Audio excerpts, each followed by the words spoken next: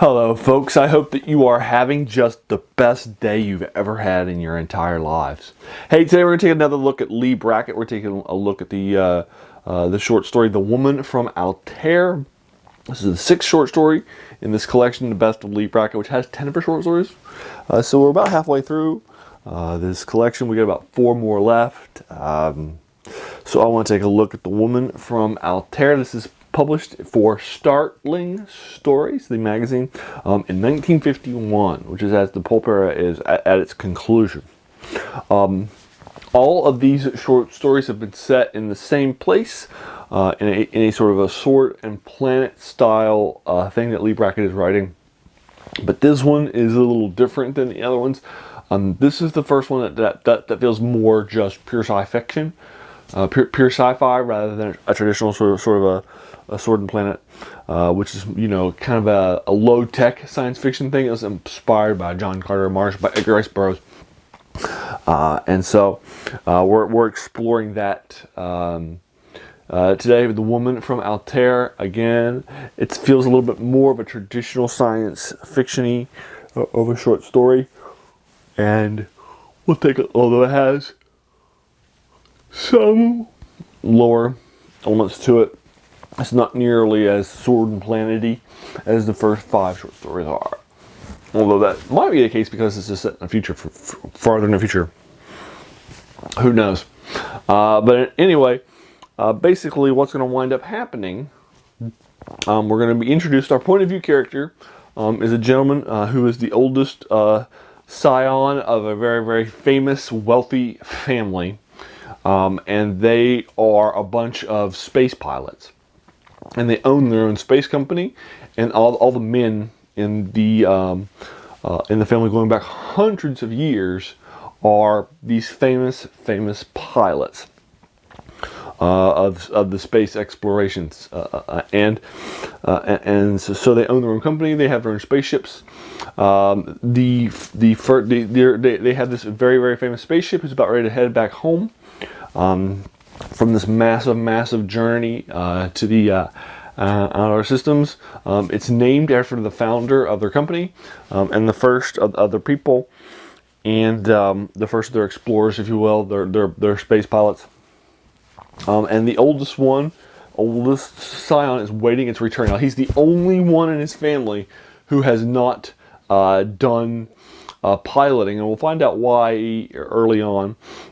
He's also there with his younger sister, who's also there waiting on him. He does all the finances for the company. He's basically their accountant, and they're basically their CFO, if you will, the central financial officer.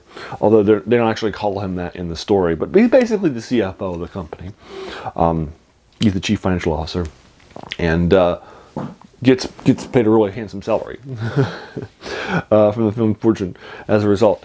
And there is a love interest who is a good friend from school of his younger sister, who is also introduced.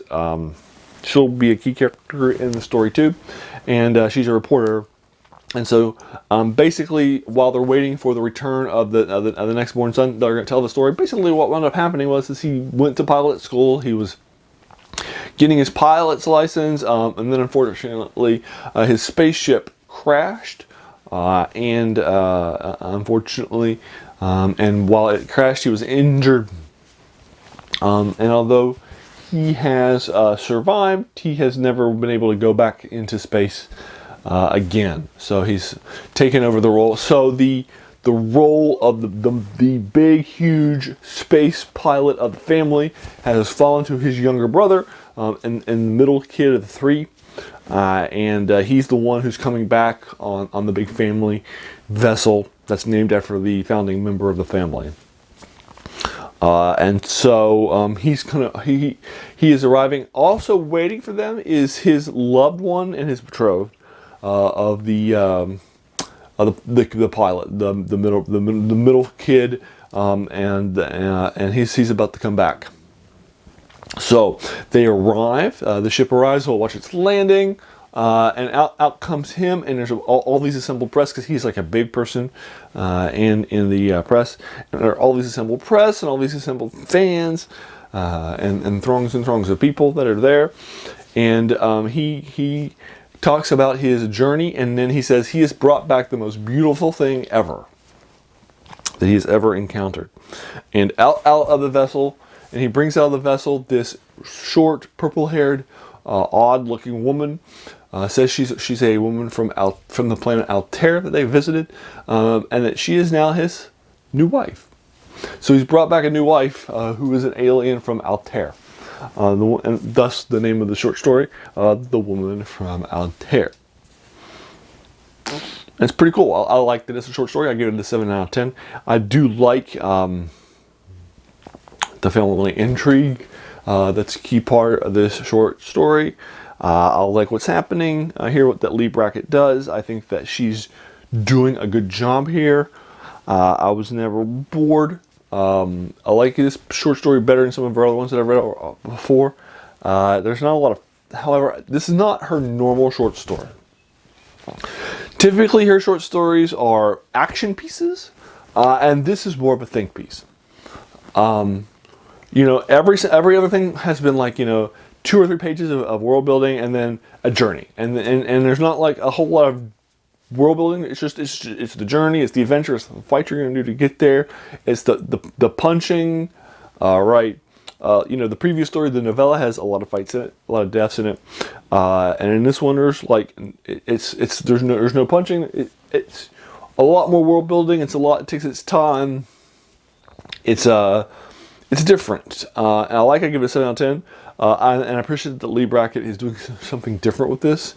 It's less punchy and more thinky, which I enjoy. I think that's to her credit.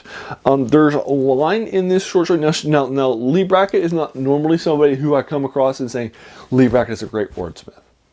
She's not an Ambrose Bierce. She's not a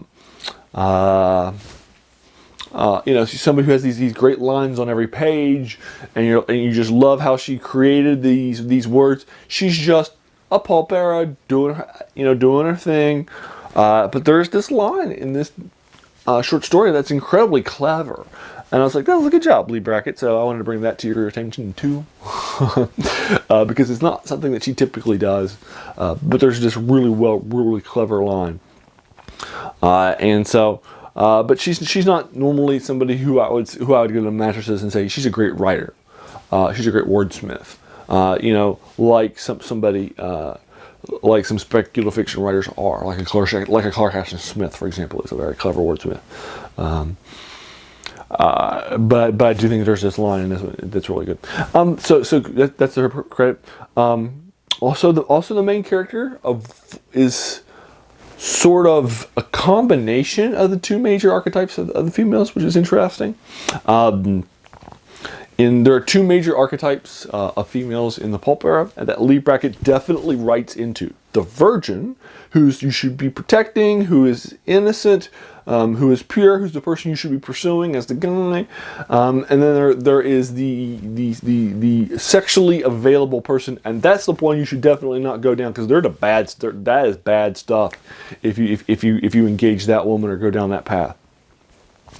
And then oftentimes there'll be a love interest with the main character as a major male character with 2 female characters that are both archetypes. That's not uncommon to see both archetypes in the same story. The sisters here, the girlfriends here, the girl from Altair, who's the major character, she actually has some parts of both.